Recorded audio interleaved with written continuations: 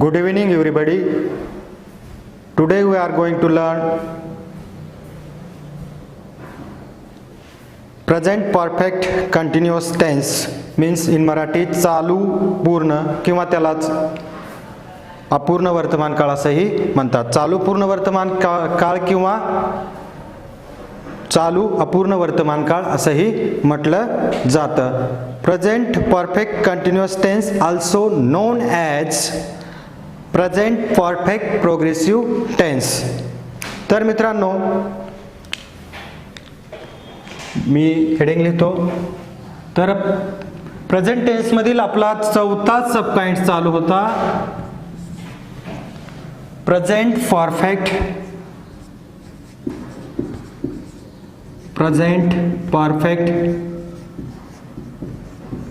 Continuous tense. Present perfect continuous tense किंवा त्यालाच present perfect progressive tense असंही म्हटलं जातं. चालू पूर्ण वर्तमान काळ. चालू पूर्ण वर्तमान काळ. तर आता हा काळ केव्हा वापरला जातो, याचे युजेस काय. युजेस म्हणजे केव्हा वापरतो आपण हा काळ. तर पहा, situation in present but started in past at a certain time.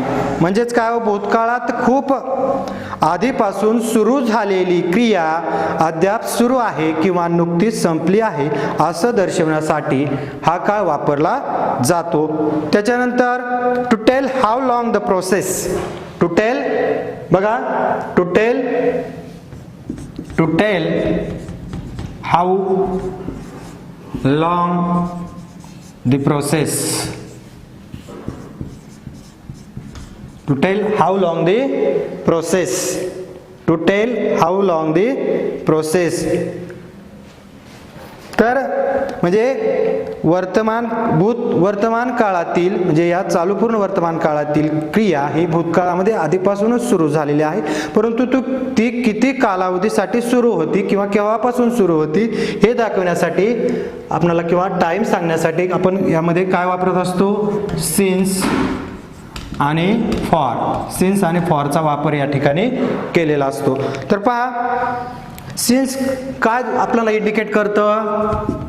Since काय इंडिकेट करतं, तर सिन्स आपल्याला पॉइंट ऑफ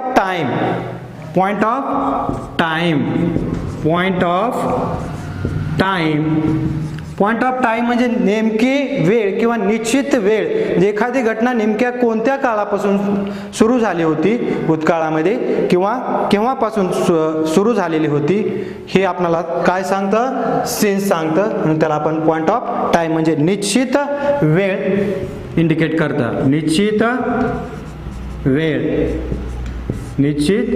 वेळ. आणि त्याच्यानंतर फॉर काय सांगतं आपल्याला, ड्युरेशन ऑफ टाइम.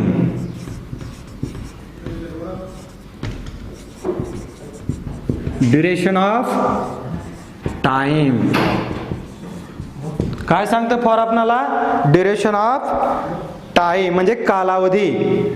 म्हणजे एखादी गोष्ट किती कालावधीसाठी सुरू होती हे सांगण्यासाठी आपण फॉर या काळामध्ये मित्रांनो वापरत असतो.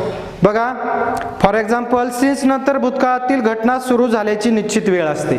सिन्स नंतर काय असतं, तर भूतकाळामध्ये एखादी वस्तू सुरू झाल्याची निश्चित काय असते, वेळ असते. जसे की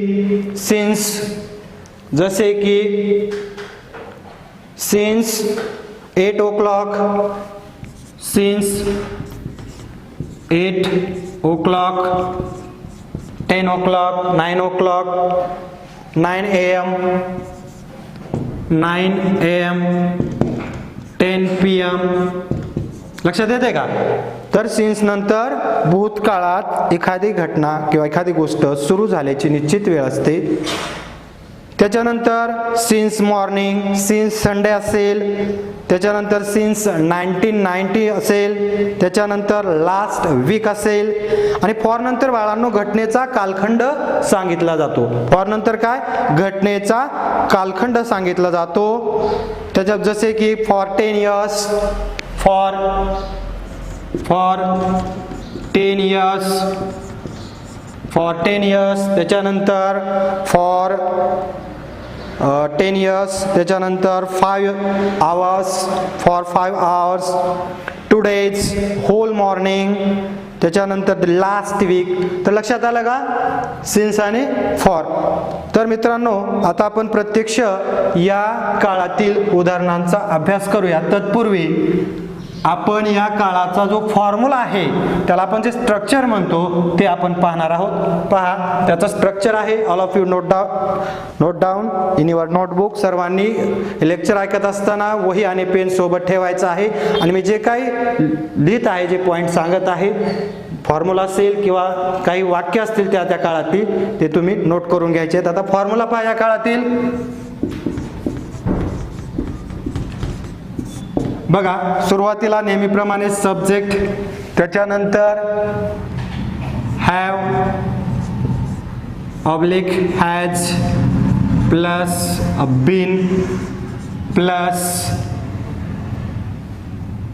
त्याच्यानंतर काय FI4 किंवा त्याला आपण MP1 प्लस ING असं म्हणतो. त्याच्यानंतर ऑब्जेक्ट आणि शेवटी कॉम्प्लिमेंट. Do you understand?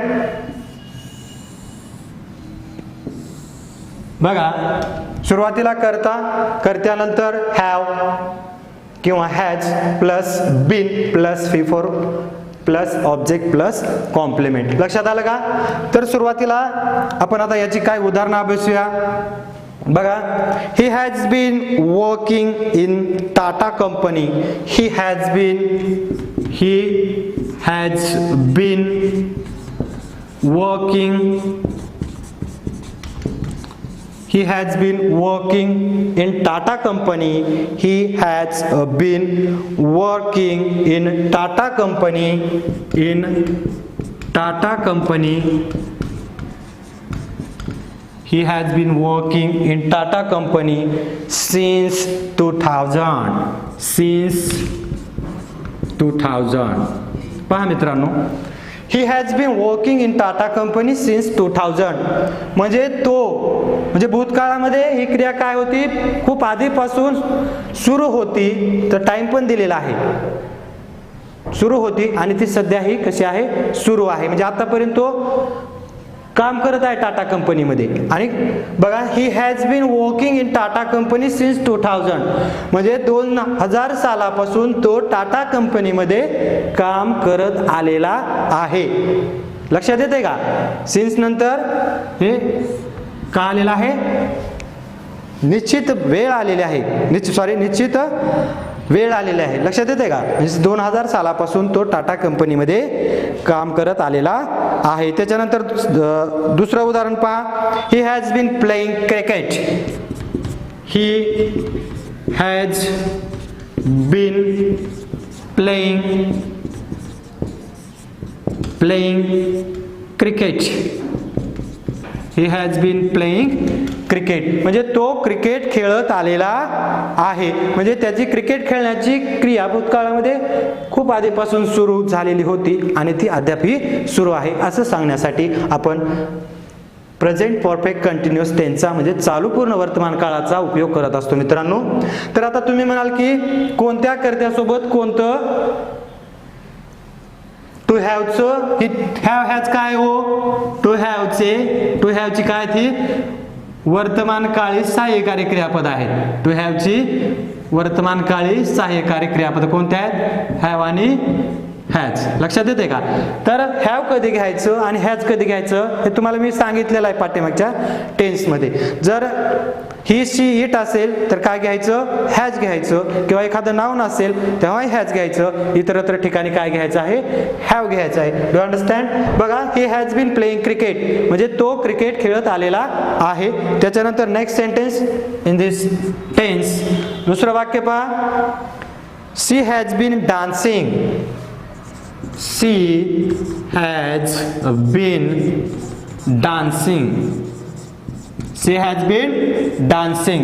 आता या ठिकाणी डान्सचं चौथं रूप आलेलं आहे, म्हणजेच मुख्य क्रियापदाचं चौथं रूप आलेलं आहे. डान्स म्हणजे काय? नाचणे. लक्षात येते का? शी हॅज बीन डान्सिंग म्हणजे ती नाचत आलेली आहे. म्हणजे वर्तमान काळामध्ये म्हणजे भूतकाळामध्ये ही क्रिया आधीपासूनच चालू होती आणि अद्यापही ती संपलेली नाही असं सांगायचं असेल तर आपण हा काळ वापरतो. लक्षात येते का? पुढचं वाक्य घ्या. He has been here since. he has been here. he has been here since Sunday. बघा, she has been here since Sundays. he has been here since Sunday म्हणजे तो रविवार पासून या ठिकाणी होता. तो रविवार पासून या ठिकाणी आहे. लक्षात येते का? म्हणजे आलेला आहे, तो रविवार पासून या ठिकाणी आलेला आहे. त्याच्यानंतर आणखी दुसरं वाक्य घ्या. It has been raining. हे पुसतो मी. It has been raining.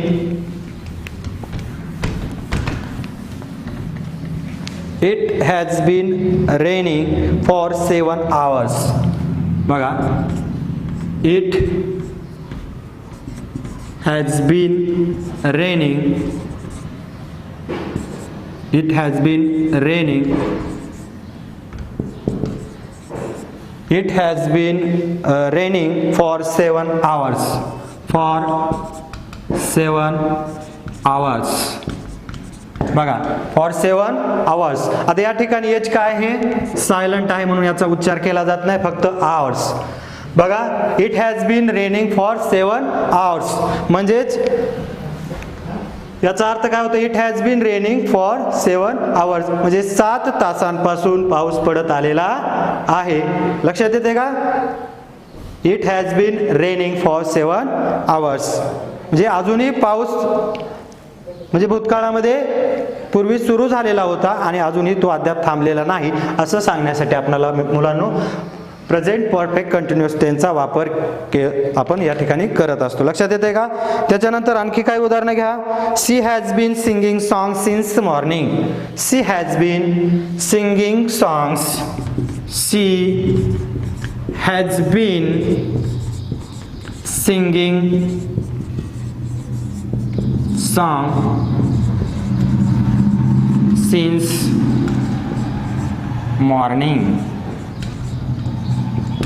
बघा, she has been singing song since morning म्हणजे तिची गाणं गाण्याची क्रिया कधीपासून चालू होती? आपल्याला काय दिलेला आहे? पिरियड दिलेला आहे, निश्चित कालावधी दिलेला आहे. Since morning. मॉर्निंग म्हणजे सकाळ, म्हणजे सकाळपासून ती गाणं गात आलेली आहे.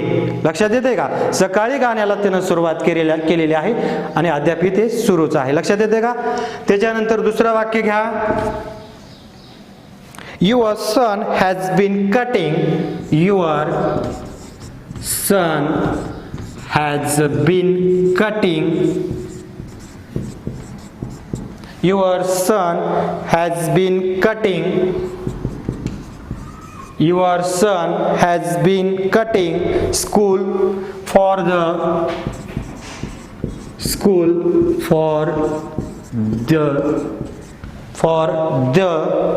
your son has been cutting school for the last 5 days. For the last 5 days. For the last 5 days किंवा फॉर द लास्ट 5 मंथ्सला, फॉर द लास्ट 1 मंथ्सला कुठेही तुम्ही लिहू शकता. तर या ठिकाणी ड्युरेशन ऑफ पिरियड दिलेला आहे. ड्युरेशन ऑफ पिरियड फॉर नंतर मी तुम्हाला मगाशी सांगितलं होतं की ड्युरेशन ऑफ पिरियड म्हणजे निश्चित कालावधी सांगण्यासाठी, फॉर नंतर म्हणजे निश्चित कालावधी सांगितलेला आपल्याला. ड्युरेशन ऑफ पिरियड म्हणजे 5 दिवसांपासून.